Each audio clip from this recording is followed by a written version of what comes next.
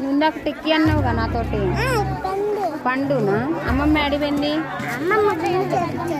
గుండు చేయించుకుంటుందంట. అయ్యో గుండు చేయించుకుంటే మీ ఇంటికి రాని మాకు, సరేనా? జుట్టు వచ్చేంత వరకు మా ఇంటికి రామాకమ్మా, నేను చూడలేను.